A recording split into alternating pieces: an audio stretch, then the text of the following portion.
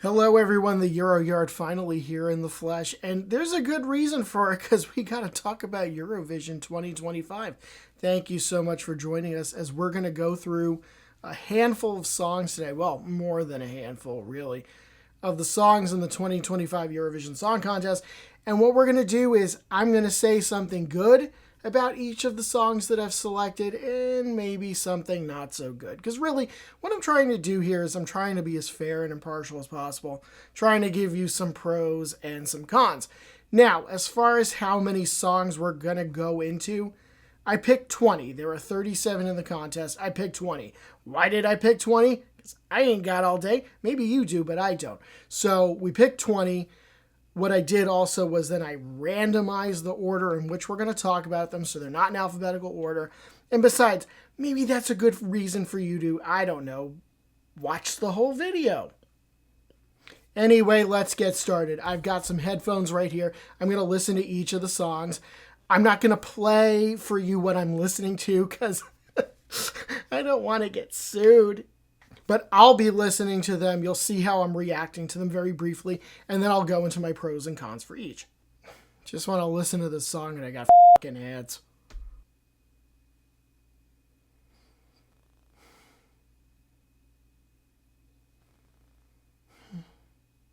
So this song, Switzerland, the defending champions of Eurovision, it's very pleasant. It's very agreeable.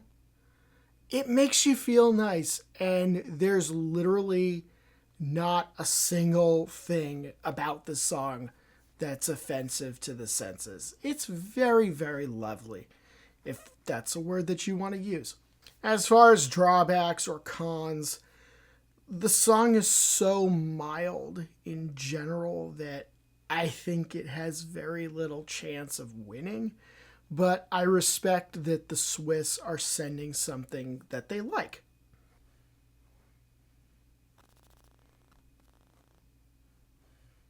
So Kyle Alessandro, Norway, Lighter. It's got a fun beat. I think it's going to get people moving. I watched MGP this year, and this was probably the best that they could have come up with. I think it deserved its win. And now we'll see how it does in Basel. As far as a con, it's definitely more of a generic bop. And then you compare it to what they sent last year, which, to be fair, it didn't do very well, Overham. But that was very unique. This is definitely a little bit more of a standard issue boy bop. So I think that's a criticism that might be leveled against it.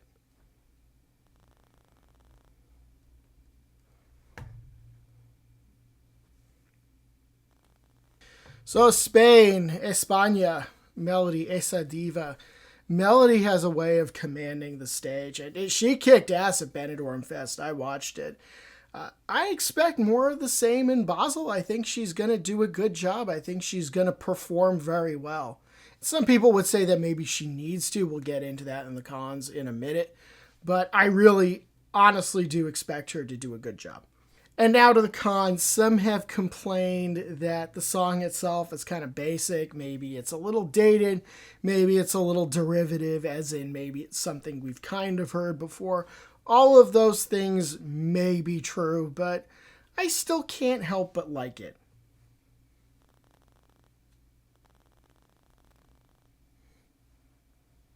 So Sweden, now you may remember they just won 2 years ago, and they could again. We'll talk about that in a second. This is very out of character for Sweden, and I am considering that a good thing. They usually go for songs that are a little more serious. But even a country that does as well in the contest as they do, they can step outside of their comfort zone every now and then and do something special, do something different. And that's what Sweden is doing here, and it so far seems to be paying off for them. As far as cons or negatives, it's kind of hard to come up with one actually about Barabadabastu. So I'll just say that maybe I'm not 100% convinced that it's going to win despite the fact that it's at the top of the odds. There are multiple other songs that I would term as playful in this contest. So this is not the only song by a long shot occupying the lane that this song is occupying. So it's going to have to probably share that vote with some other countries. And they're going to have to just work that much harder to really stand out amongst the others. Again with the ads, my God.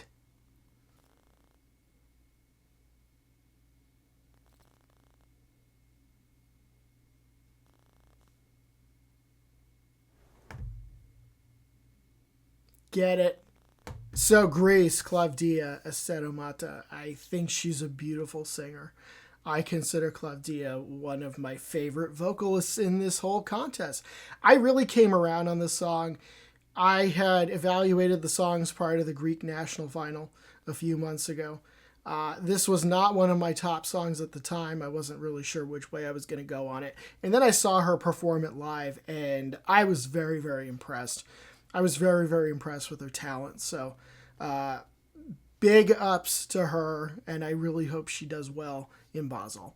As far as cons about the Greek song, I think there are just times when this song is very, very sedate, and I wonder how it's going to stand out. We're going to have to see.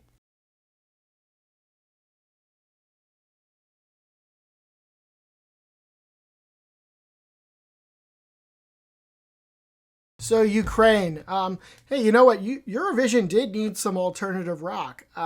This is the kind of thing that I might have heard on the radio driving around town back in 2007. And I mean that as a compliment. You know, you listen to the radio and this is the kind of thing that comes on the alternative radio station that you listen to, because that is what I was doing in 2007. As far as a con, at the same time, the problem that some might have with this song is that they would see it as the kind of song that you would listen to on the radio driving around in 2007. I feel like they're going to have to do something maybe a little more eye-catching as well in Basel, because you know what? You can't really compare staging at a national final like Vidbeer to what you're going to do at Eurovision. I'm sure Eurovision's going to be a lot more involved. I was getting no degree of separation from the staging that I was getting at Vidbeer, and that is not a compliment. So hopefully they really do it up well. I'm sure they will, but I'm going to keep my eye on that.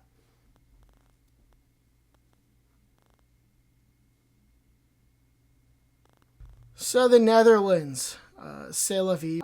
This is a polished and confident song. It's not too over the top, doesn't undersell his talent, so I'll give him that. I get hints from the music video, which is really all we have, well, for the most part.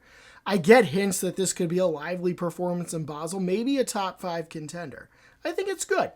As far as cons, I think if the song is going to win, he's going to really have to nail every aspect of the performance, because I think while the song is good, I'm not sure it's great.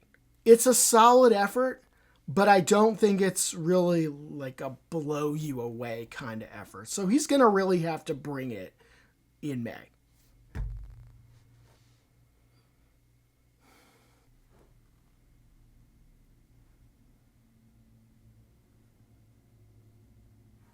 So Italy, Lucio Corsi.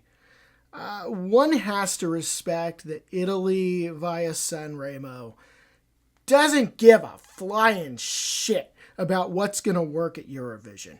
But they found a song that works for them, and it's actually pretty unlike a lot of the other stuff that Italy has set in the past. I think this particular song, while it's different, it also has an air of, I'll call it sincerity, and I'll call it authenticity. However, when it comes to the Italian song, I think there are some out there that might find this song a little bit boring, especially in comparison to other past entries. Like, for example, I loved La Noia.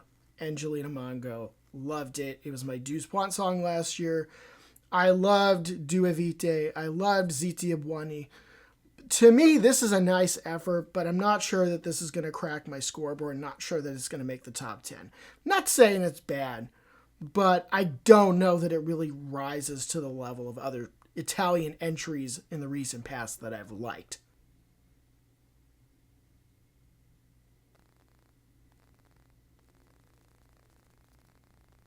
So Czechia, I really like his singing voice. It's deep, luscious, velvety, whatever other adjective that you'd like to use.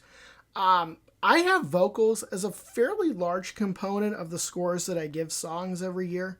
And he's going to get a good vocal score from me, that's for sure. I will also say this. There were people that did not like the random dance break towards the end of the song. And while I understand it, I actually think it works. And the reason that I think it kind of works is because the song did need something else to give it a little bit of a twist. But as far as a con, if you needed a dance break to give the song a little bit of a shot of energy when half the world thinks that it don't make any sense, then maybe the song's a little too dull, dare I say. It seems ever so slightly arcade-coded also, referring, of course, to Duncan Lawrence's Arcade, especially if you heard when he did, a few months ago during National Final Season, he did an acoustic version of it, and that was definitely very arcade-coded. And some people would say, we've been there, we've done that. So let's see how he puts his spin on this in Basel.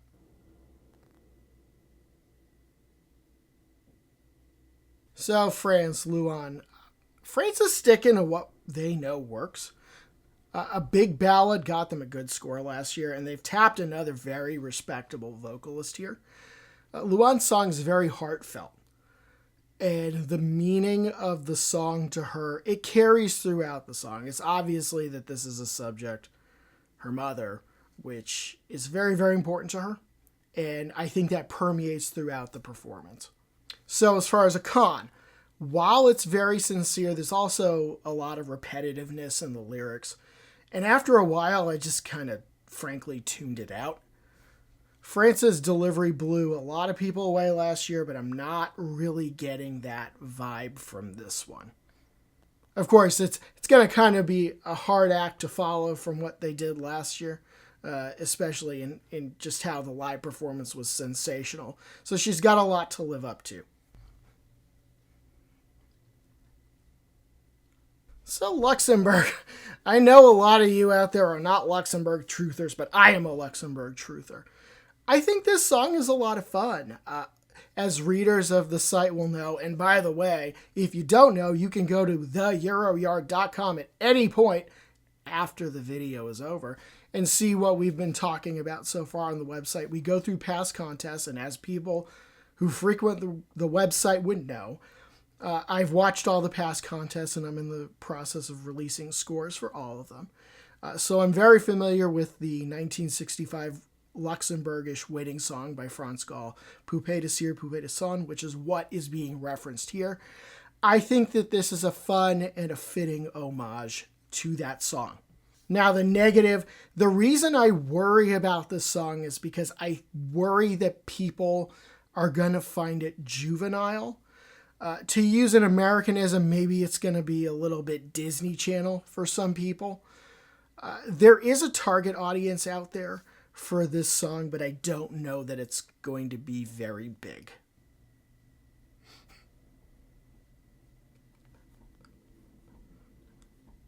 I'll give it to Emmy from Ireland. She's singing a song about a sad subject and is trying to bring people joy with it. It's risky, for sure. But if you just evaluate it as a song and completely ignore everything that's behind it, it tries to be fun, it tries to be light. So I'll give her that. In terms of negatives about the Irish song, I think some people might find the subject matter disturbing. It is about a dog that went to space and suffered a horrible death. And my other criticism is perhaps that it will be seen in the same way as the Luxembourg song, which is that people might just see it as being too juvenile, too junior Eurovision. We'll just have to see.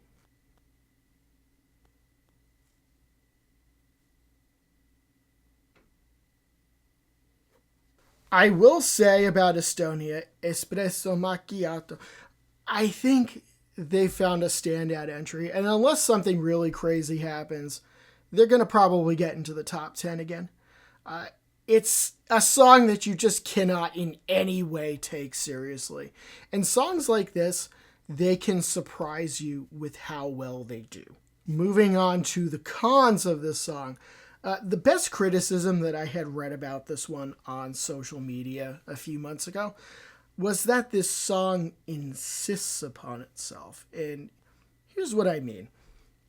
I feel like it tries very hard to be funny, and if you have to keep pointing out how funny something is, it isn't. The best humorous entries that you see at Eurovision, or, any sort of comedic acts that you see, they don't constantly whack you over the head with stupid. They're just effortlessly stupid, and that's why you love them.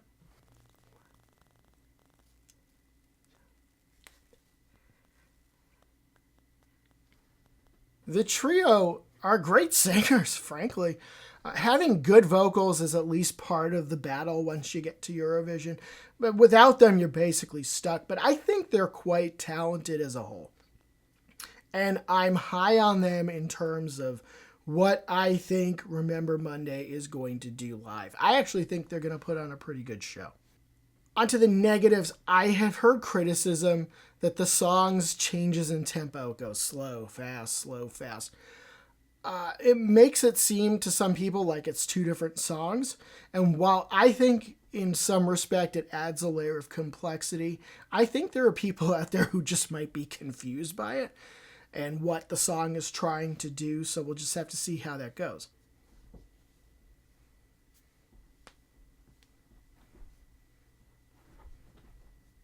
Albania. I love this song.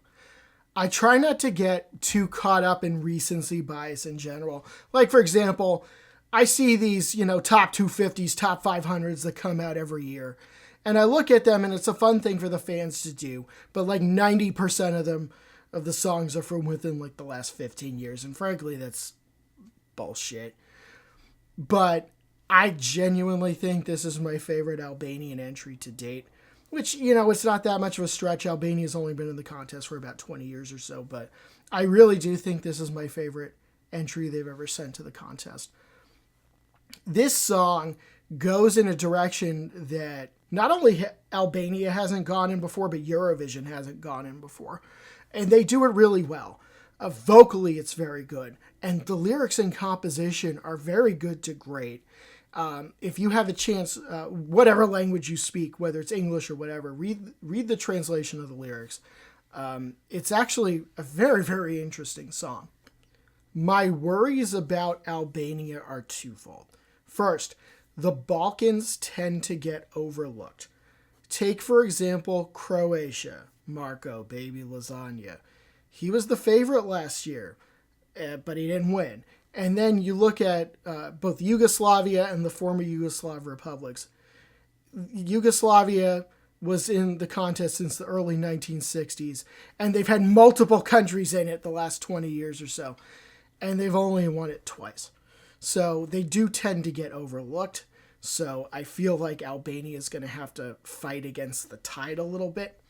My second worry is that this song is so unlike anything the contest has ever seen that some people might just think it's strange. I don't think it's strange, but your average casual fan out there might. So that's a potential pitfall. It's a high risk, high reward strategy. Fucking ads.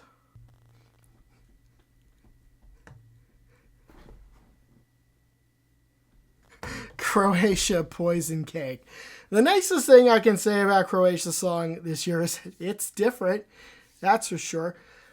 There are some twists and turns here, and if nothing else, at least it keeps things interesting. Certainly not anywhere near boring. Then on the other side about Croatia's song, there will be people out there who just find the song to be very, very bizarre. Maybe even disturbing would be a good word for it. It goes literally from happy, peppy, nursery rhyme to I'm going to give you poison, you're going to die. Ha! So there's going to be people that are going to be like, holy shit, I don't know. But it's just a song. I ain't that hung up about it, but some people will be.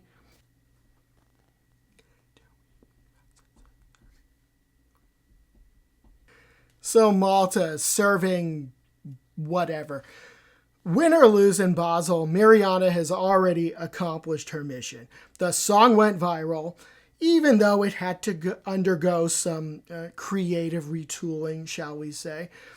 This is going to go down as one of Malta's most memorable entries. No doubt about it. She took that one joke and she ran with it. She beat the hell out of it. She got what she wanted out of it. And now we're all paying attention to Malta. Good for her. As far as a criticism, I think it's fairly obvious. The song is pretty basic. Lyrically, it ain't Shakespeare. It doesn't have to be, but it just isn't. And really, I just feel bad saying anything bad about, well, this song and all the others, to be honest.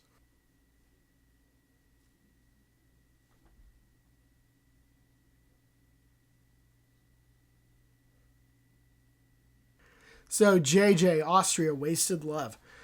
He's the most talented vocalist in the contest, full stop. He can go up and get notes that the vast majority of the public cannot, for sure. And probably a lot of the people competing in this contest. His skill is obvious. Austria, if you look back through Eurovision history, and I have, they have sent operatic songs to Eurovision before. Look it up, but this is one of the best, for sure. In terms of a criticism of the Austrian song, this is not something that I would go out of my way to listen to, outside of the context of Eurovision. And the reason that is because when you can't really like average these things together, but if you did, the average note or the average octave at which this song sits is just really high, and it's definitely too high for me. While I don't question the song's jury appeal, because I think it'll probably do very well with juries, especially if they're calculating any sort of technical vocal score, which I do. I do wonder about the song's mass appeal. There are times that it feels more like a vehicle to showcase his range more than an authentic song.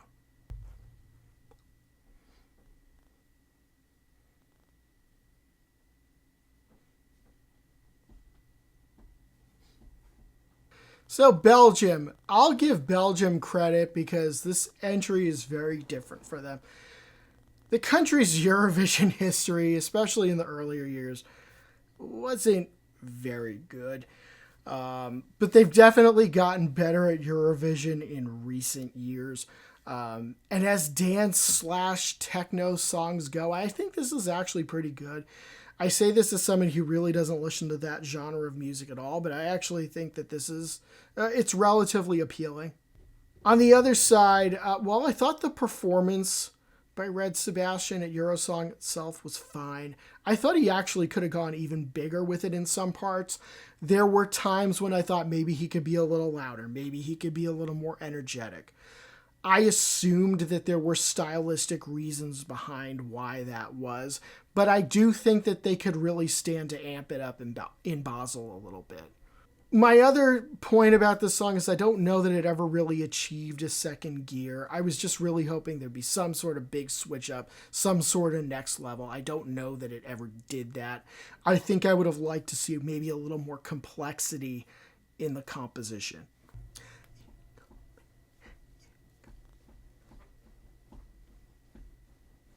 Ishkome, Erica Wiekman. This was a random draw of the 20 songs, but how fortunate that I ended on this one, which is definitely a favorite of mine. I thought her live performance in Finland was one of the best national final performances that I had seen this year.